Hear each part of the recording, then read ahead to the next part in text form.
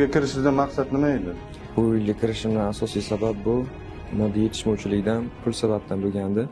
Uyda ota-onam ishlamasdi, shu uchun ham men pul topish uchun shu yilga kirganman. Bu mana oliy ta'limga olib kelibsiz bunaqa narsalardan. Bundan nima maqsad ko'zlangan? Bunga sabab o'sha universitetdagi tanishlarimga va talabalarga sotmoqchi bo'lganman. Qilgan ishingizdan pushaymonmisiz? Qilgan ishlarimdan juda ham afsusdaman. Bu yilga boshqa qaytib kirmayman. Iltimos, meni kechirishingizni so'rab qolardim.